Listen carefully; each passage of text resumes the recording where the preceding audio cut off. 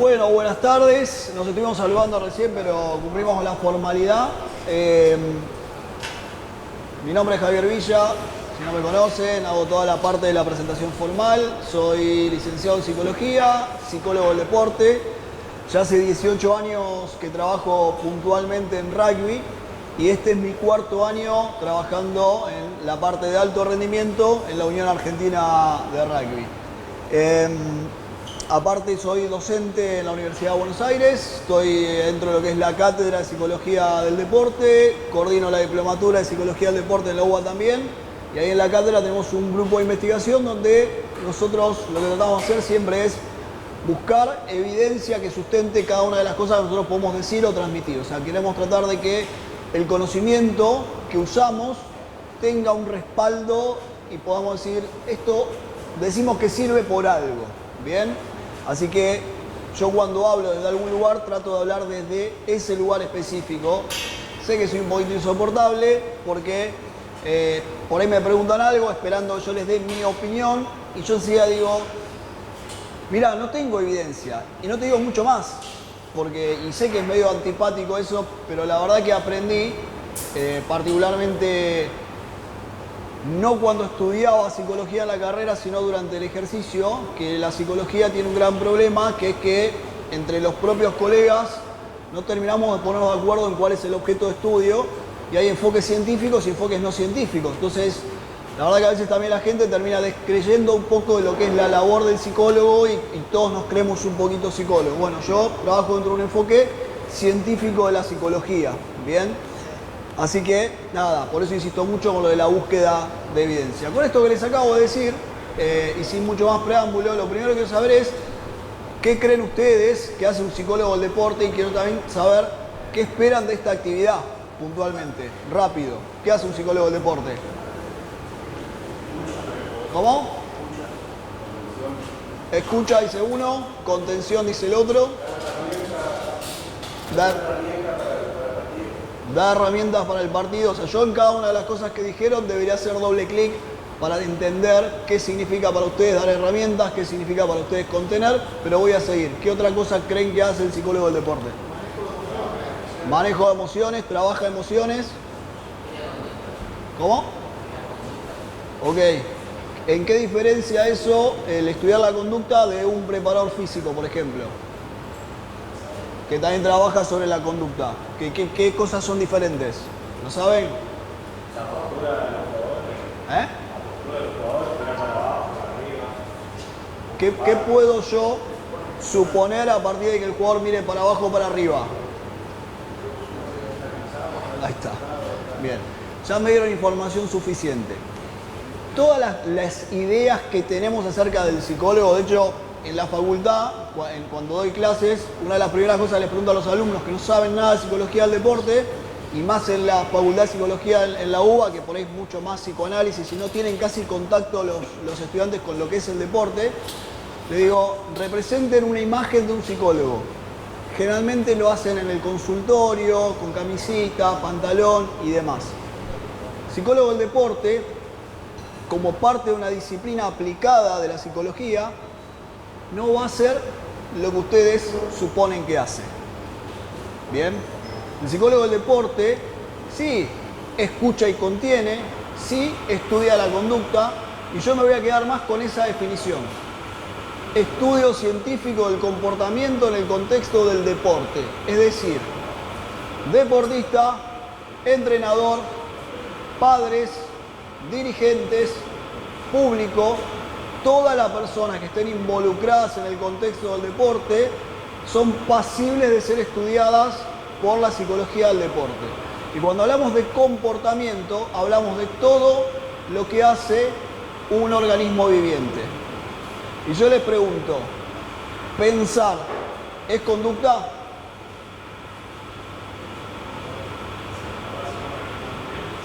Exactamente.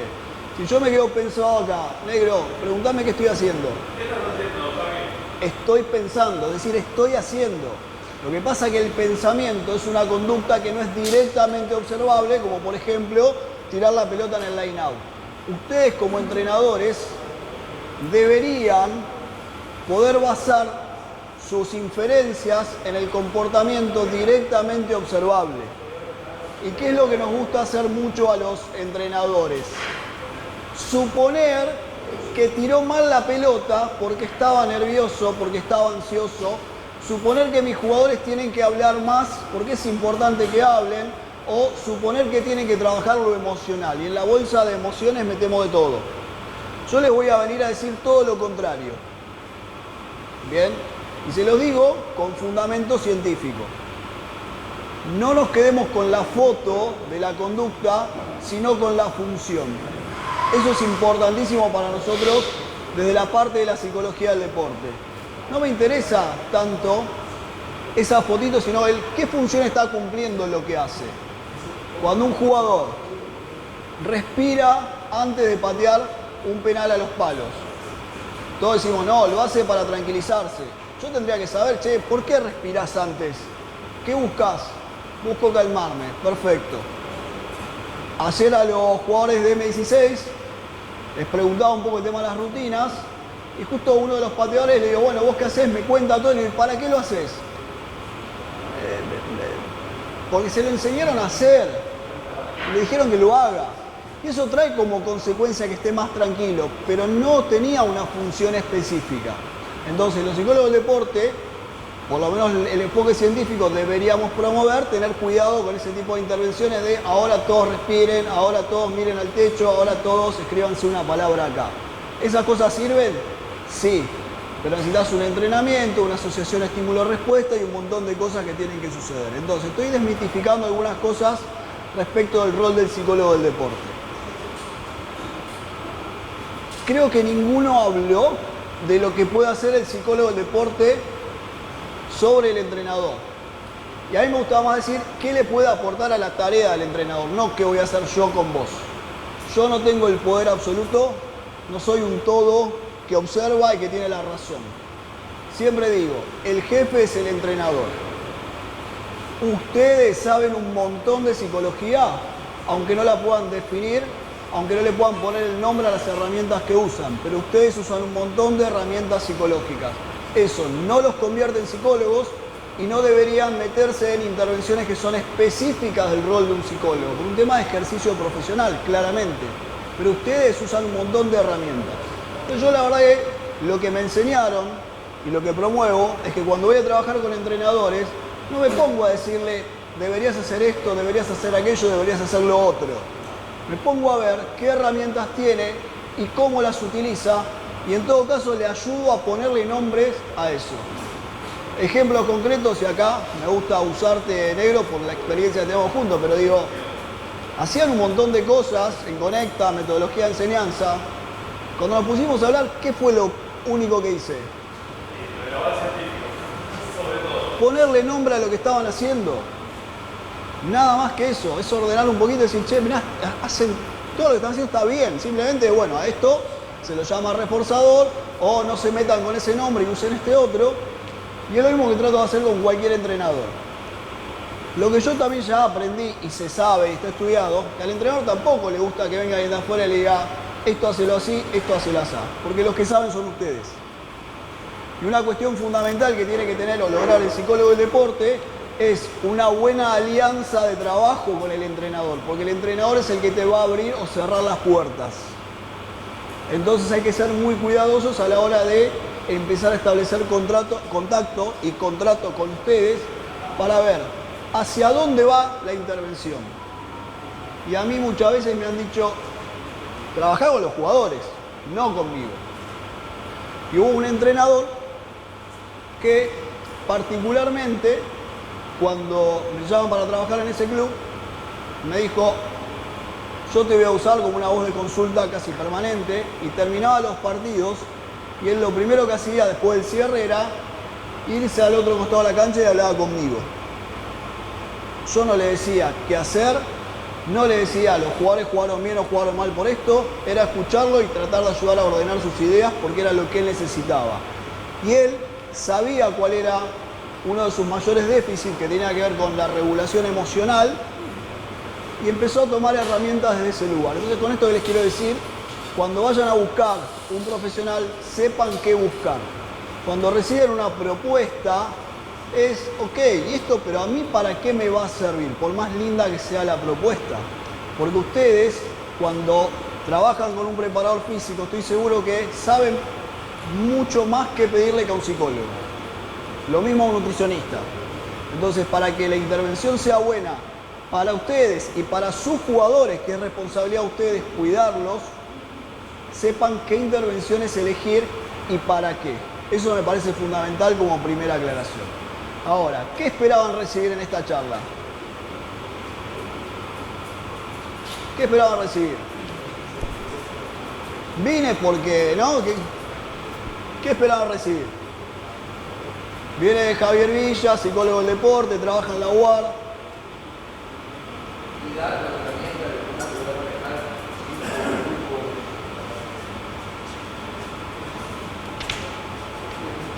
Me anoté 3 temas.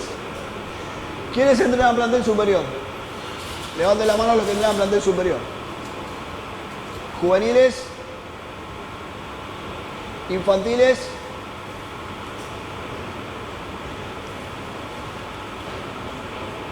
rápido, rápido.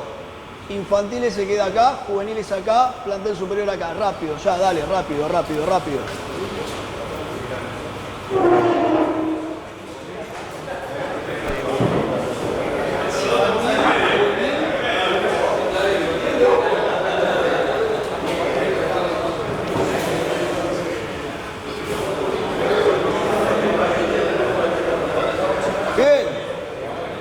Me quedó infantiles, me quedó juveniles, me quedó plantel superior. 3 temas que vamos rápidamente a tocar. No tengo presentación, quiero sacarlo de las pantallas, quiero que charlemos, quiero que conversemos. El primer tema dice mejorar la eficacia de los equipos deportivos. El segundo tema es la disposición psicológica del jugador. Y el tercer tema, la diferencia por edades. Los 2 primeros temas se van a aplicar a los 3 periodos evolutivos con los que trabajan ustedes. Una de las primeras preguntas que podemos hacernos es, che, quiero mejorar la eficacia de mi equipo. Y cuando piensan en mi equipo, seguramente piensan en los jugadores. ¿Yo en quiénes pienso primero? En el equipo de entrenadores. Porque si esa estructura, que es el equipo, que trabaja con el equipo, no tiene claridad de rol, no tiene normas que sean claras, no tienen herramientas para una buena planificación, no saben para dónde ir, eso se va a ver reflejado en lo que funcione o no con el equipo. Y más si hablamos de infantiles y juveniles. Porque el de plantel superior no deja ya de ser un adulto que ha pasado por múltiples experiencias de entrenamiento desde chiquito hasta que se convirtió en grande. Y ya más o menos también te puede juzgar como entrenador o tener una idea de para dónde ir. Los más chiquitos y los juveniles van a verlos a ustedes todo el tiempo como espejo. Están formándose. Una de las máximas a tener en cuenta, particularmente de este grupo para allá, todo lo que ustedes hagan y digan en edades tempranas va a tener consecuencias para el posterior desarrollo de ese jugador como persona y como deportista. Entonces, retomando lo que decía Cochi, no es sin consecuencias cualquier cosa que le digas. No es sin consecuencias. Cuando llegamos a un plantel superior, y me ha pasado a mí en mi experiencia de trabajo, jugadores que llegan con un déficit en algunas destrezas, los entrenadores se enojan. Y a algunos entrenadores les pregunté, ¿y quién lo entrenó a Juancito en la M17? Yo, te dice uno. Entonces te estás quejando de algo que no fue trabajado en su debido momento. Los jugadores del plantel superior no taclean. Primero, es una afirmación que no podemos que sea así 100% certera, porque no puede ser que no tacleen, pero la afirmación, los jugadores del plantel superior no taclean, tienen miedo. Ok, ¿cómo fue el entrenamiento del tackle en edades tempranas? Donde el contacto para el ser humano, ir a buscar el contacto, no es algo natural. Y es común que haya una respuesta no aprendida de miedo al contacto. Cuando digo no aprendida es porque es parte de nuestro repertorio conductual. Entonces, digo, tengamos mucho cuidado con lo que hacemos en esas edades. Si esto fuese un solo club, una buena intervención sería empezar a pensar cada uno de ustedes como parte de un eslabón de una cadena. ¿Y qué tendría que tener en claro el club a nivel institucional? Es qué tipo de jugador queremos desarrollar en este club. ¿Y ahí qué vamos a poner? Cuestiones vinculadas al juego, a las distintas facetas del juego, pero particularmente cómo quiero verlo yo a ese jugador, cómo se debería comportar este jugador en este club. Desde lo que hace a cuestiones de respeto, desde lo que hace a su compromiso con el entrenamiento, desde lo que hace a su respuesta al error. Todo eso está definido por un marco que hoy le llamamos cultura. ¿Bien? Ahora, no somos un club, pero digo, podríamos pensar que ustedes, los de plantel superior, le puedan decir a los de infantiles cómo les gustaría recibir a ese jugador cuando ya sea grande. Entonces, para que ese jugador llegue así a sus 19, 20 años, ¿qué se debería haber hecho en infantiles? ¿Qué se debería haber hecho en juveniles? Y así vas trazando toda una especie de, entre comillas, programa en donde vas poniendo las características que querés ver en cada edad. En principio, las que quiero ver. Después voy a pensar en qué puedo hacer para desarrollar esa característica. Y ahí te vas a apoyar en distintas áreas profesionales que te puedan decir desde la preparación física, desde la nutrición, desde la psicología, desde el entrenamiento deportivo. ¿Qué podemos hacer entre todos nosotros para que ese jugador de los 8 años, bueno, tenga una percepción del espacio, para que el jugador a sus 15 años pueda mantener su compromiso a la hora de entrenarse y evitar el abandono prematuro, y para que ese jugador de plantel superior pueda seguir entrenándose a pesar de que no le toque jugar en la primera? ¿Hasta acá me siguen? Bien. ¿Cómo mejoro la eficacia de los equipos? Primer punto, trabajando sobre el staff. ¿Qué podemos hacer para ser más eficaces como equipo de trabajo? Palabritas claves, roles. Roles y funciones es más o menos lo mismo. ¿Qué otras palabras?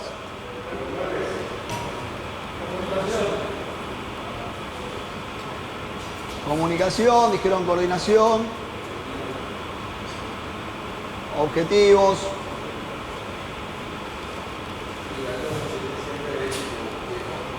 ¿Qué? ¿Lo que no? ¿Cómo sería? Bien. ¿Qué es lo que define lo que sí tenemos que hacer? ¿Cómo se llama eso? ¿Cómo? Es una norma.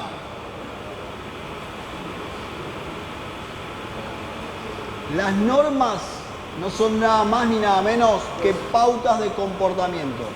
Son reglas. Es lo que no. ¿Cómo? Sí, en definitiva son normas. ¿Bien? No quiero hablar de lo que son las normas de convivencia en sí, donde por ahí nos retrotraemos a no usar el celular cuando comemos, ser limpio, bueno, todo eso. Digo, ¿suma? ¿Sirve? Sí. Pero lo que tenemos que tener en claro cuando definamos normas como reglas de comportamiento es que sirvan a un mejor funcionamiento. Hay más probabilidad de que un comportamiento se realice, que una persona haga algo que está escrito en una norma, cuando la consecuencia es positiva para sí mismo. Entonces, si vos, a mí, que soy adolescente, me decís, no usamos el celular a la hora de la cena, ¿qué beneficio tiene para mí no usar el celular a la hora de la cena? No, porque es bueno para su salud, porque así se desconectan, porque así hablan más entre ustedes. El beneficio inmediato es agarrar la pantallita que al cerebro le encanta y empezar a scrollear. Entonces, algo importante para los equipos, y allá con esto termino de la parte de normas, son lo que se llaman normas de productividad, que son esas pautas de comportamiento que te ayudan a funcionar mejor. Entonces, como equipos de trabajo, sería bueno que uno se siente y empiece a hablar cuáles son nuestras normas, llámenlas reglas de oro, normas de funcionamiento, pauta de conducta, que nos van a ayudar a funcionar mejor. Y ahí es donde salen estas cosas de, bueno, el respeto por el horario es importante, sí, perfecto. La planificación, sí, perfecto. Y ahí lo empezás a escribir, que no sean muchas y lo pueden dividir en normas para el entrenamiento, normas para la preparación del entrenamiento, normas para el partido. Y tenerlo muy claro para cada uno de esos momentos. Eso te permite mayor facilidad a la hora de ejecutar el comportamiento y empezar a tener un checklist para analizar el funcionamiento interno y ver cómo venimos. Una vez por mes podés juntarte solamente a analizar si estás cumpliendo o no esas normas. Porque les puedo asegurar que muchas veces cuando no suceden las cosas en entrenamiento es porque nosotros mismos no estamos respetando alguna norma o no la tenemos clara. Si una norma es respetar la planificación y estamos en el entrenamiento entrenando punto de encuentro y a mí se me ocurrió empezar a hablar de algo que pasó el sábado, no estoy respetando la planificación y eso le va a sumar desorden al entrenamiento.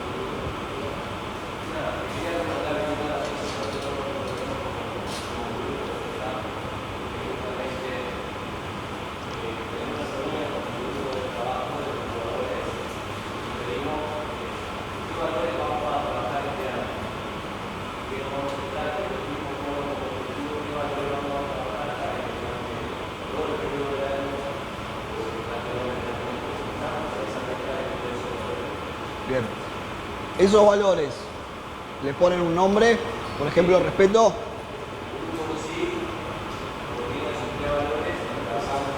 Bien. ¿Y esos valores en qué se traducen? O sea, ¿cómo hacen el seguimiento después para ver si lo están cumpliendo o no?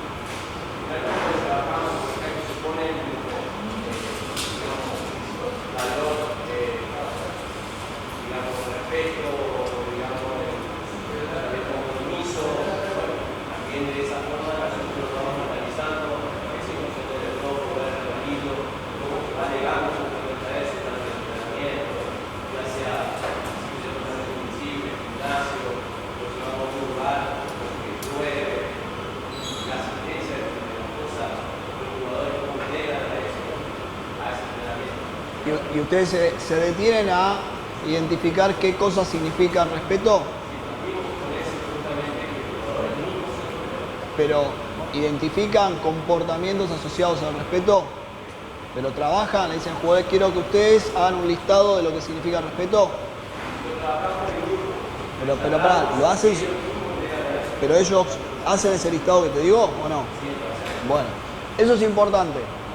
Cuando hablamos de valores, de vuelta, digo, es una palabra muy trillada y los valores representan justamente pautas de comportamiento. Y se llaman valores porque son valiosas para mí. No significa que algo está bien o mal, porque hay gente para la que aprovecharse del otro es un valor. Usted me va a decir, no puede ser que sea un valor porque eso es algo malo. Sí, es malo para vos, pero es valor para esa persona. Ojo con el tema de los valores. No tiene que ver con la moral, sino con la norma que la persona tiene internalizada. Y cuando la persona se comporta coherentemente a sus valores, siente satisfacción. Entonces, si los valores están bien definidos y arraigados, van a tener una poderosa herramienta para fomentar el compromiso de los jugadores. No lo trabajen porque es algo que se está poniendo, entre comillas, de moda. Trabájenlo entendiendo esto. ¿Para qué me va a servir a mí como equipo? Porque muchas veces decimos, bueno, respeto, trabajo, compromiso, y no lo veo traducido eso a mejora de rendimiento en entrenamiento. Se lo digo con 18 años de experiencia de trabajo en varios planteles, Entonces, por eso te preguntaba si hacen ese listado. Si defino respeto, háganse el tiempo y el compromiso de decir qué comportamientos para nosotros van a representar respeto. Para mí lo más fácil es decir, ¿cómo se ve una persona que es respetuosa? Saluda cuando llega al club, cuando va a otro club limpia el vestuario. Entonces definir esos comportamientos que no sean muchos y ahí tenés otro checklist para analizar si tus jugadores están cumpliendo con lo que definieron ellos, pero siempre llévenlo al juego. Salgamos de esa idea de lo social por un lado y el juego por el otro.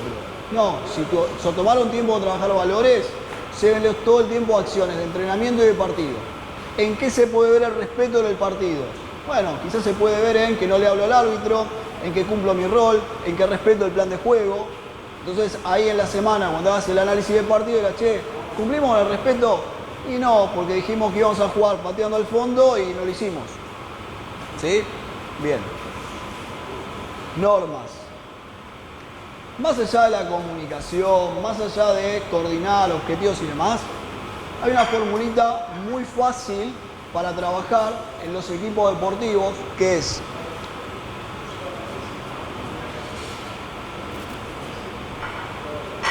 lograr primero que nada claridad de rol. ¿Sí? ¿Qué es claridad de rol? Que la persona sepa lo que tiene que hacer. Y eso se define por escrito.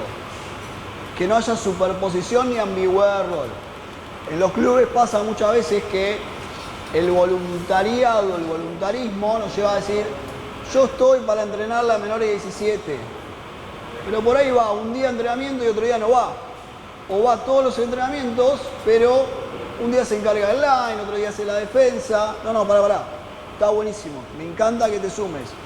¿Cuál es el rol específico que necesita este equipo de vos? Claridad de rol. Ahora, lo que sabemos es que no alcanza con tener en claro lo que quiero hacer para que lo haga. Tenemos otra parte de la fórmula que es,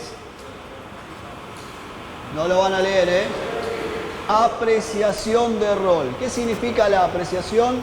Que yo tenga en claro en qué medida lo que hago está aportando al éxito del equipo.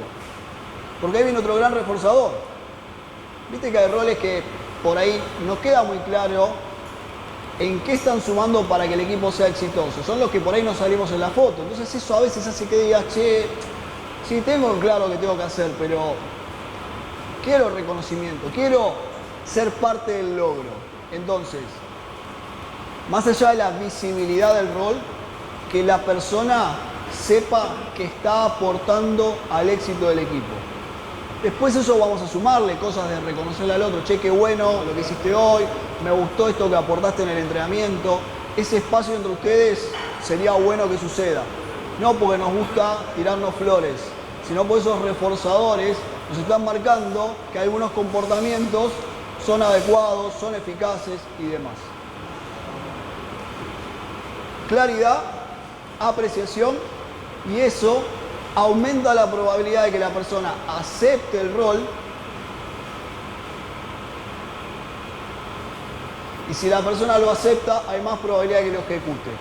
Esa es una fórmula simple para aumentar la eficacia de los equipos. Trabájenlo, sugerencia, primero en el staff y después asegúrense de trabajarlo con los jugadores. Particularmente, Javi, ¿a qué edades? Y yo te digo, una M6 no hace falta. Ahora, M12 para arriba, hay roles más claros, más definidos, sin tanta complejidad, empezar a lograr que los jugadores sepan qué es lo que tienen que hacer, qué ganan ellos haciéndolo también y en qué colaboran al equipo. ¿Estamos hasta acá? Bien. Un tema hecho. Les hablé de jugadores y voy a ir retomando cosas de la charla de coaching. Disposición psicológica del jugador. Si estamos trabajando con equipos infantiles, juveniles, plantel superior. Y pensando en... Sí. Sí, obvio.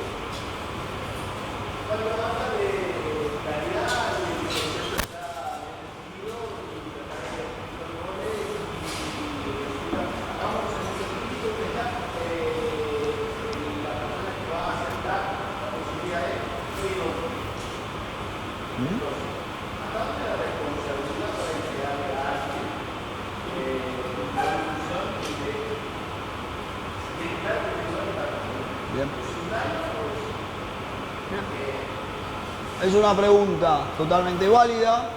Él lo que dice es, si te entendí bien, vos cualquier cosa corregime.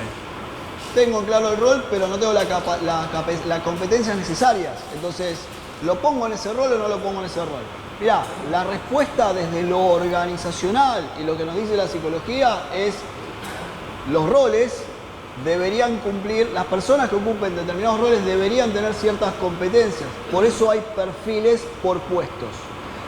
El problema, yo no quiero ser cuidadoso con las palabras por el lugar en el que estoy también, pero por ahí lo que me ha tocado observar en clubes, en plantel superior sobre todo, es esto que te digo de la voluntad. Entonces digo, ¿cómo le voy a decir al negro, que es un histórico del club, che, vos no estás para entrenar Scrum? ¿Sí? Bueno, eso es lo que, por un tema de vínculo que se genera en los clubes, por un tema de lugar que uno ocupa, se hace difícil. Hay maneras de trabajar y empezar a tener en cuenta que algunos roles, en realidad todos, requieren de ciertas competencias. Si no la tiene y tiene mucho la voluntad, sería importante que vos, si sos el head coach, puedas empezar a pensar que lo tengo al negro, ¿me sirve? Sí, recontra. ¿Está metido? Sí, tiene mucha voluntad. Está en un rol que ¿qué le falta? Competencias. Bueno, busco capacitarlo. Ahora, hay otros que tienen mucha competencia, pero le falta ese compromiso. Bueno, si yo sé que está apto, que tiene todo lo que necesito y no tiene el compromiso, veo, che, ¿qué pasa, negro, que no estás participando? Y lo que pasa, viste, que yo quiero trabajar. Es un excelente medio Scrum. Quiero trabajar el tema del pase con los medios, pero no me dan bola. Empezar a trabajar sobre ese lugar porque eso a él lo está desmotivando. Porque la competencia las tiene y te sirve para trabajar en tu equipo. Pero sí es importante que el que ocupe el rol tenga las competencias. Si no la tiene, que se pueda capacitar. Para no hablar en términos de funcional o descarte. O sea, porque todas las personas en los clubes tienen muchas ganas de colaborar y está bien que así sea. En otros deportes quizás sucede menos.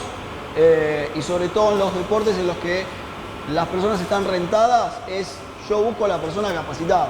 No es, bueno, voy, tengo ganas y demás. ¿Sí? Disposición psicológica del jugador. Ya trabajamos algo de ordenar el staff. Perfecto. Ahora, démosle al entrenador o a los entrenadores herramientas para llegarle de la mejor manera a los jugadores. Y acá salgamos un poco de esta cuestión de antes éramos de una manera y hoy los chicos necesitan otra forma y hoy los chicos son más sensibles y hoy la generación de cristal. Esas son etiquetas que se ponen, que circulan en redes, de las que tampoco hay evidencia. ¿Por qué? Porque el cerebro del ser humano no se ha modificado en los últimos 100 años. Lo que sí se modificaron fueron pautas de comportamiento y valores. Cuando yo era chico, yo nací en el 83, todavía era un valor que cuando un adulto te decía callate la boca, vos te tenías que callar la boca y si lo hacías, estabas siendo coherente con ese valor. Por ahí te sentías mal, viste, che, me dijo que me calle la boca, pero lo hacías porque había que hacerlo porque era parte del valor. A lo largo de los años, desde el 83 hasta ahora, cambiaron pautas de comportamiento en donde esperamos, y se ha dado participación, a los menores, a los niños, a los adolescentes, para que puedan tener cada vez más autonomía a la hora de pensar. Entonces, hoy es un valor que cuando vos le das al chico, callate, que te diga, ¿y por qué me tengo que callar? Y para nosotros es una falta de respeto terrible, claro, porque mi cajita de valores dice, esto está mal, pero para la de él está bien, porque en su casa funciona así, porque en el colegio funciona así, y cuando hay una figura de autoridad que busca establecer ese límite, vienen un montón de personas a decirle, ¿qué le está diciendo a mi hijo? Ni bueno ni malo, funcionan así. Entonces, si empezamos a entender cómo funciona la persona en función de su experiencia de aprendizaje, ¿saben qué es lo que va a pasar? Van a encontrar las teclas para tocar en cada jugador y que funcione mejor en un deporte de equipo que requiere comunicación, coordinación, objetivos claros y todo lo que ya sabemos que hemos trabajado durante muchos años. Es un montón, sí, pero la tarea del docente tiene que ver mucho con eso, con salir de una metodología de enseñanza tradicional del siglo XIX, unidireccional, donde fíjense inclusive cómo estamos sentados. O sea, esta es la estructura típica de la enseñanza del colegio del siglo XIX. ¿Y por qué se enseñaba de esa manera? Porque las personas se formaban y se preparaban para funcionar en la era industrial, en donde los oficios eran todo el tiempo repetitivos. Y eso es lo que pasaba en el colegio. Todo eso cambió. pero la estructura del aula y de las charlas sigue siendo igual que en el siglo XIX. Entonces, quizás como entrenadores, vamos al entrenamiento y pretendemos que los jugadores hagan silencio. Y cuando no hacen silencio, me enoja. Retomo lo de Cochi, me descargo y les hago, júntense todos, hagamos la rondita. Sonamos. Y les habla de compromiso, de esto, aquello y lo otro. El jugador en su cabeza, sobre todo juveniles, dice, otra vez estoy en el colegio. Y si vamos a infantiles,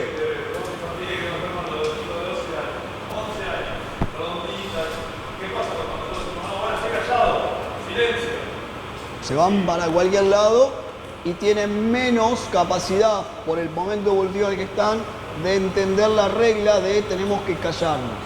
¿Sí? Le voy a contar con respecto a la disposición psicológica y lo voy a conectar con el tercer punto, que disposición psicológica, básicamente, hablando más coloquialmente, es si la persona está preparada o no para lo que vos le querés dar. Y ustedes tienen la posibilidad de manipular, y la palabra manipulación tiene muy mala prensa, pero es excelente, porque el entrenador tiene que saber manipular las condiciones del entorno para que suceda lo que queremos que suceda. Entonces, si yo quiero que los chicos hagan silencio, puedo recurrir al modelo viejo de cállense toda la boca, y probablemente se callen, pero aprendan también a tenerle miedo a la voz del entrenador, por un proceso de aprendizaje que se llama condicionamiento clásico.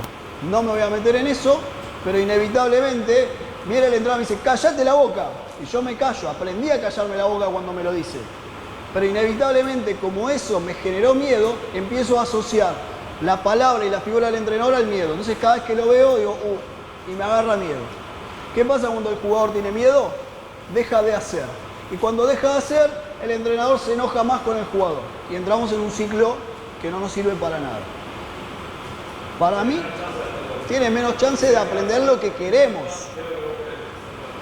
¿Sí?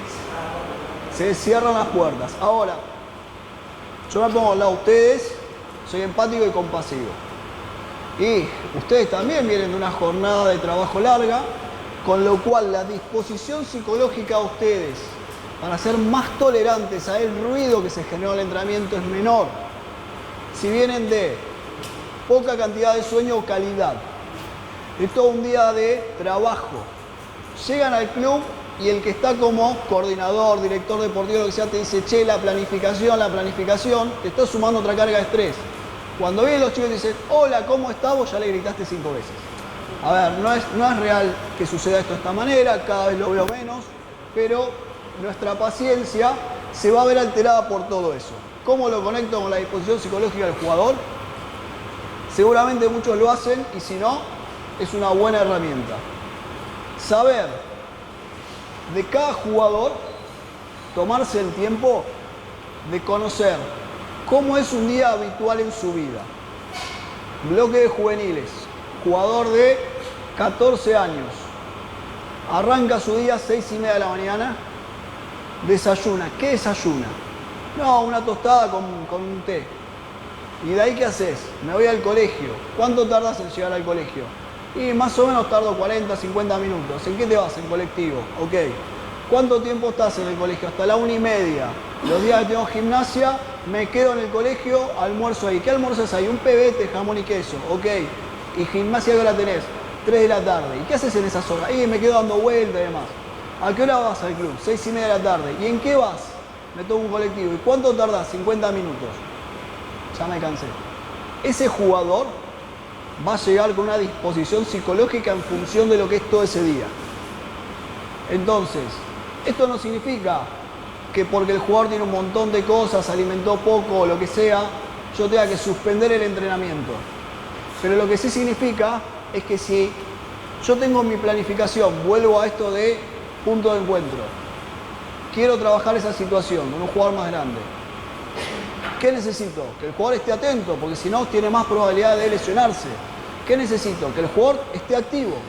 Entonces, si llega el jugador y lo primero que recibe es un entrenador que está tirando conos, que están ahí, viste, medio charlando entre todos, que da una sensación de que no hay una planificación, de que el contexto no es el mejor, Ya esa disposición psicológica es de bajar la energía, cuando yo lo necesito tener alto. Bien. Si hay un jugador que está llegando tarde, dale, Juancito, otra vez llegando tarde, lo mataste de vuelta. ¿Sí? Es bueno después trabajar ese comportamiento, pero por ahí no es lo mejor en ese momento esa exposición. Entonces, aprovechen esto de la disposición psicológica en entender qué necesita el jugador. ¿Necesita escucharme? Bueno, ¿cómo voy a hacer para que me escuche?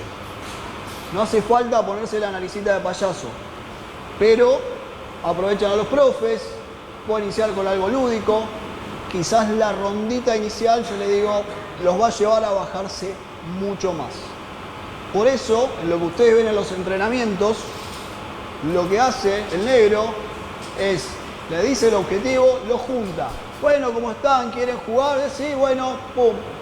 Equipo rojo, equipo azul. El que llega primero suma un punto. Ya los pone ahí.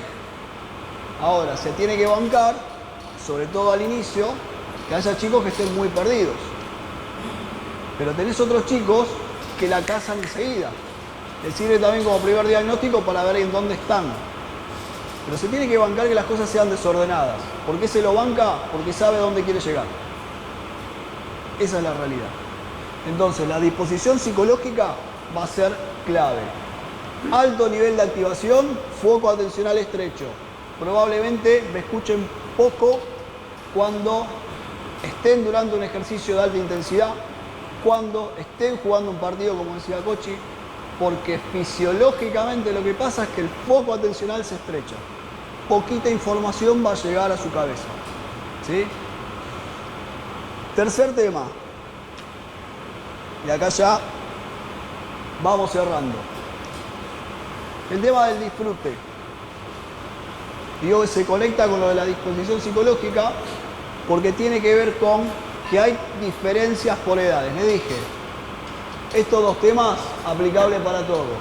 Acá hay algo que dicen las publicaciones que pasa antes de los 11 años, de los 12 para arriba y con los adultos. ¿Bien? Cuando los chicos son muy chicos, antes de los 11 años, en general, lo que se sabe es que los que los hace sentirse competentes es el esfuerzo, no el dominio de la técnica. ¿Bien? Uno cuando piensa en ser competente, che, soy bueno con la patada. Bueno, a esa edad, esos se sienten competentes solamente por esforzarse, por correr y divertirse en entrenamientos. Entonces, a esas edades, si a ustedes lo que les interesa es que los jugadores vayan al club, que tengan ganas y entre comillas digo, que estén motivados, generen situaciones en donde ustedes puedan valorar el esfuerzo que hace el jugador. ¿Me explico? Saltamos a los 12 años para arriba. Es una edad en donde ya lo que empiezan a buscar es el reconocimiento. Con lo cual se sienten competentes cuando son realmente eficaces en sus destrezas. Y tiene mucho valor para ellos todo lo que es el reconocimiento a través de lo social. La figura del entrenador y el grupo de pares. Con lo cual, acá sí es importante que ustedes, si quieren lograr disfrute, y el disfrute es un predictor de motivación en el entrenamiento, es focalizar más sobre que sean competentes. Y ser competente significa que si hoy entrenó tackle, que él perciba que lo hizo bien. Javi, pero si no lo hizo bien, ¿qué es lo que más se acerca a algo bien del tackle? Y no sé, bueno, ahí tenés que entrenarte vos como entrenador a la hora de mirar y decir, che, está encuadrando bien. Si está encuadrando bien y reconoce que está encuadrando bien, va a ser más fácil que después complete el gesto técnico. Pero si él no se da cuenta ni siquiera que está encuadrando bien, lo perdemos. Y lo que se descubrió es que a esta edad particularmente, todo lo que tiene que ver con sentirte competente y que eso vos te haga sentir más eficaz, es un gran predictor del disfrute. Entonces, yo no les estoy diciendo que los jugadores vayan a divertirse a los entrenamientos y que te hagan todo el tiempo juegos para que se diviertan. No necesariamente. Que disfruten porque se sienten eficaces, se sienten fuertes, se sienten buenos. Eso aumenta la autoconfianza, baja la ansiedad y aumenta el nivel de motivación. Generalmente los seres humanos tendemos a hacer cosas en las que sabemos que somos buenos. Cuando vos a esta edad te focalizás mucho en el resultado, es un predictor de bajo disfrute y eso hace que cuando el jugador sobre todo no se percibe competente, son jugadores que no suelen mostrar interés por actividades que requieran esfuerzo. Entonces cuando se pregunta, che, el jugador no se esfuerza, pregúntate si se siente competente.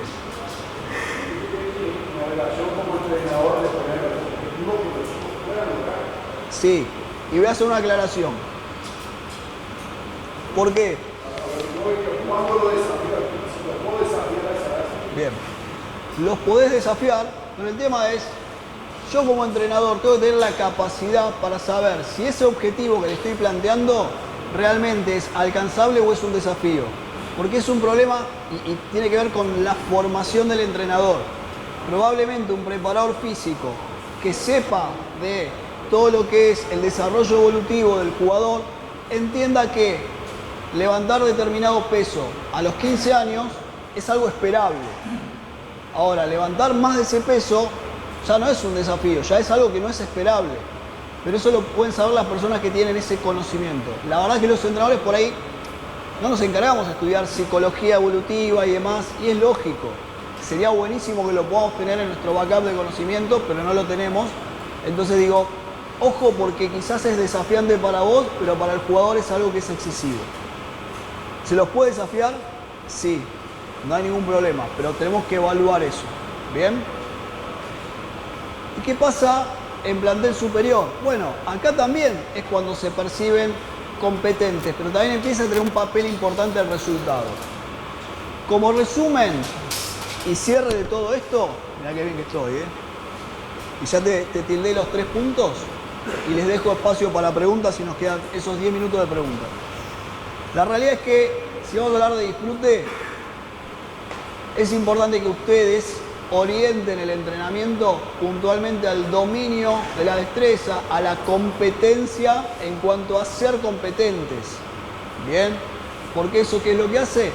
Aumenta la percepción de eficacia, aumenta la autoconfianza, aumenta la satisfacción. Y la satisfacción por algo que yo hago es uno de los máximos reforzadores de la conducta.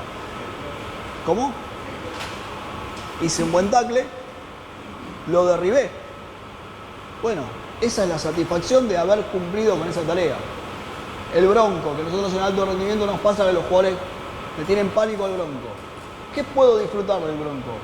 Haberlo hecho, sí, pero es una cosa, una actividad que está exigiendo al cerebro. Cuando el cerebro dice, yo no estoy hecho para esto, para estar corriendo y estar ahogándome, yo lo que quiero es respirar bien y sobrevivir. Y me estás poniendo en una situación en la que yo siento que no están dadas las mejores condiciones. Ahora, ¿qué es disfrute de eso?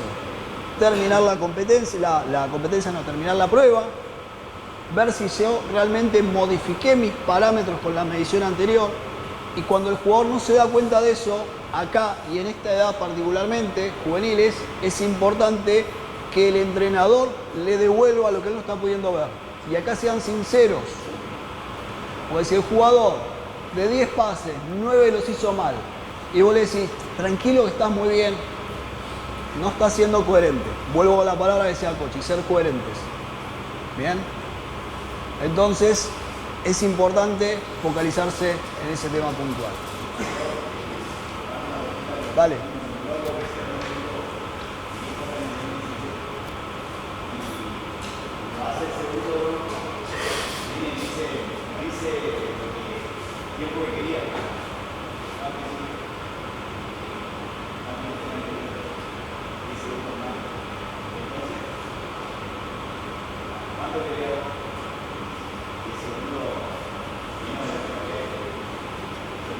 Bueno, eso es una muy buena forma de utilizar la pregunta para cuestionar lo que el jugador cree. En el momento el jugador creyó que no habían salido bien las cosas. Él logró cuestionarlo y entiendo por cómo me lo decís que tampoco se incomodó el jugador.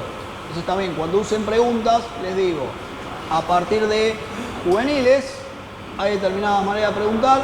En infantiles es importante ser directivos y que las preguntas sean directivas. Porque yo le pregunto a un chico de 6 años, ¿qué querés comer? Capaz que me dice algodón de azúcar o helado. Ahora, si yo le digo, ¿qué querés comer? ¿Milanesas o pollo? Le hice una pregunta, pero te estoy dando solo 2 opciones, que a esa edad te estoy direccionando mucho más. El tema de uso de preguntas y respuestas para modificar el comportamiento es un módulo aparte. El tema del método Samuel es otro módulo aparte, no me voy a meter mucho en eso. Sí quiero yo cerrar y les dejo las preguntas para tener estos 10 minutitos, que básicamente, fíjense la cantidad de cosas que hablamos en 50 minutos. Como psicólogo del deporte, no les hablé de emociones, no les propuse hacer dinámicas raras, ni juegos, ni demás, sino de lo que ustedes pueden hacer. Es más, ni tenés que tener el psicólogo ahí, pero el psicólogo te asesoró y te dio información basada en evidencia para que tengas más probabilidades de tener éxito en lo que haces. ¿Funcionan el 100% de los casos? No. Funcionan la mayoría. Por eso hablamos de conocimiento basado en evidencia. Vuelvo al ejemplo que di ayer con los padres. Mi abuela me decía, cuando me dolía la panza, me tomo un té de boldo porque era buenísimo para la digestión. Y yo creía que servía y me lo tomaba. Me sentía bien, pero había días que el dolor de panza no se iba. Con lo cual, yo puedo creer que el té de boldo hace bien, pero no estoy seguro de que le haga bien a todas las personas y por las mismas causas. Entonces, no puedo recomendarle a todo el mundo que tome té de boldo. Le tengo que recomendar que tome determinada medicación que se sabe hoy que sirve para un malestar digestivo. Bueno, preguntas de ustedes. Lo dejé sin palabras. En realidad, es lo que estaba queriendo buscar. Así cerramos. ¿Alguna pregunta? Aprovechen que es gratis. Siempre decimos lo mismo. Ahí está, mirá.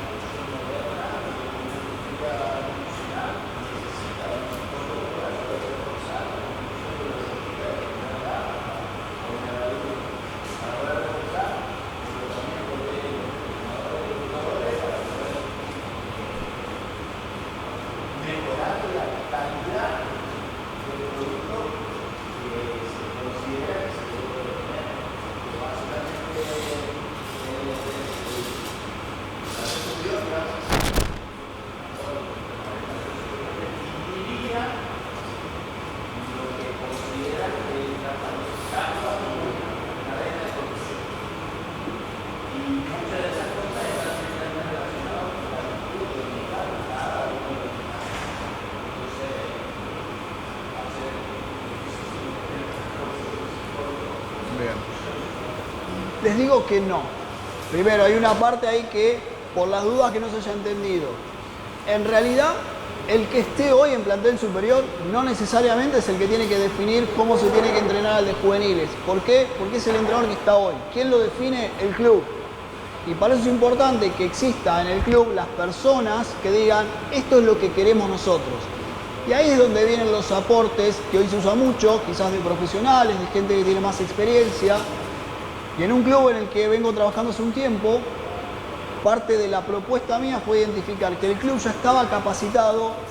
Algo que me gusta hacer en mis tiempos libres es entrenar perros, sépanlo, y hacer magia, que hoy no hice ningún truco, pero bueno.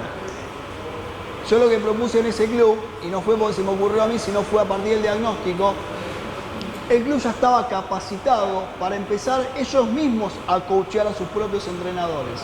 Y contratar a alguien de afuera era que venga y que venga con su librito a decirle cómo hacer las cosas. Entonces digo, no, es al revés. Esa persona sabe mucho y de cosas que vos no sabés porque tu formación no la tiene. Entonces pedile y decirle, che, mirá, quiero entrenar de esta manera a los chicos infantiles. Y el que sabe te va a decir, evolutivamente no están preparados para eso. Pero sos vos el que le está diciendo, quiero hacer, dame las herramientas. No es que lo dejás. Obviamente en los clubes pasa muchas veces que por un tema de falta de recursos, uno le da al contratado, al rentado, encárgate de todo. Pero es importante que el club tenga una idea de a dónde quiere ir, con los aportes de los profesionales. Esa aclaración la quiero hacer, con lo cual no es que el entrenador de la primera tiene la potestad, para mí por lo menos, de decir qué es lo que hay que hacer abajo, sino que sepa que sea una cosa de club, para que no cambie con los años. Lo otro que dijiste es, sin un psicólogo no puedo. Yo les digo que el rugby argentino viene funcionando así en la mayoría de los clubes sin psicólogos, con el conocimiento que tienen las personas. Sí, el aporte psicológico es un pilar en la formación del deportista.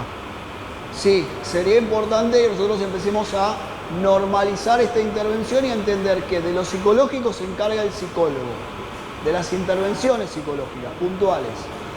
Ahora, ¿qué es lo que nos pasa? Ustedes capaz que se van de esta charla y dicen, queremos psicólogos, y se van a encontrar con que hay mucha demanda, poca oferta. Entonces por eso les digo, no se vuelvan locos, porque ustedes ya tienen la posibilidad también de detectar, de saber, sí, bueno, esto cómo lo podría hacer, de leer, y busquen a la persona idónea. Si ustedes se van a operar de la vesícula, no se van a operar con cualquier médico, van a buscar al médico que tenga la experiencia en eso. Entonces, no acepten porque sí una propuesta cualquiera, ya, bueno, por más buena voluntad que haya, identifiquen qué le puedo pedir y qué necesito. ¿Necesito una intervención institucional? Bien. Si yo vengo como psicólogo, digo, bueno, yo voy a trabajar con los jugadores de la primera. No, si vos querés la institucional, no estás buscando que trabaje con los jugadores de la primera. Y es válido. Quiero trabajar con los entrenadores infantiles. Bueno, yo vengo a trabajar con la primera. No, no, no. Necesito que hoy trabajes con los entrenadores infantiles. ¿Qué? ¿Cómo? ¿Cómo lo vas a trabajar? Eso es otro capítulo aparte, pero tranquilo, hace falta que salgan corriendo. Fíjate que de vuelta, les hablé de cosas que ustedes en general, yo ya sé que hacen. No les dije, hagamos todos esto de la misma manera. Les dije, hay evidencia de que esto funciona más y lo pueden hacer ustedes hoy con este conocimiento mínimo. Pero fíjense de vuelta, salimos de la mirada del psicólogo que viene a trabajar las emociones, que viene a trabajar la escucha y demás, a en qué me aporta a mí en la labor del entrenador. Y hoy creo que algo pudimos tener. ¿Alguna pregunta más?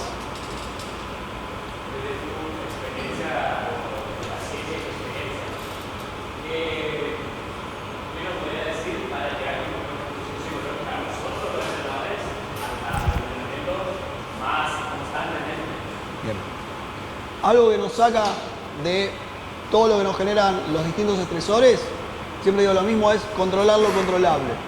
Entonces, si vos si sabes que tenés un entrenamiento que empieza a las 6:30 de la tarde, ¿qué puedo hacer para llegar con el debido tiempo, no llegar a las corridas y que las cosas me sorprendan?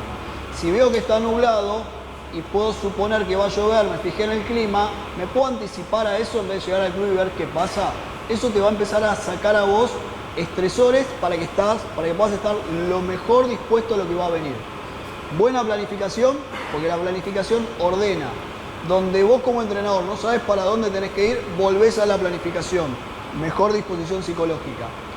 Y en la planificación, algo que estamos trabajando mucho de la parte ya desde Conecta, es en la formación del entrenador, cuando planifiquen, ustedes generalmente ponen ejercicios, tiempo, materiales. ¿Sí o no? Bueno, agreguen una columnita para herramientas del entrenador. Acá tengo que ser muy claro con el ejercicio. Acá tengo que ser muy claro en los reforzadores. Acá no voy a hacer cierre porque no me da tiempo en la transición de un ejercicio al otro. Si ustedes lo escriben ahí, mejora también esto la disposición psicológica. Ahora, yo no entreno, con lo cual digo, ¿hay algo que se te ocurra a vos, Rami, Negro, que mejore la disposición psicológica del entrenador? ¿Qué hacen? No sé. Nos metieron un brete.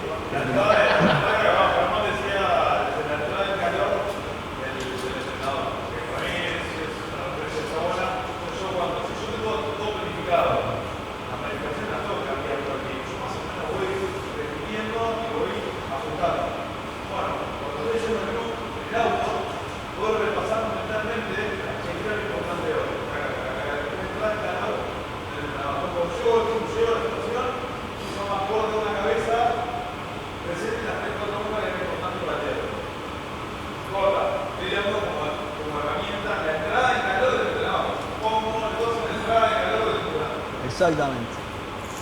Gente, no les quiero sacar más tiempo, son las 6 de la tarde, le metieron un montón, creo estar acá sentados y demás, así que nada, solamente cerrar, agradecerles y no mucho más. No sé cómo sigue.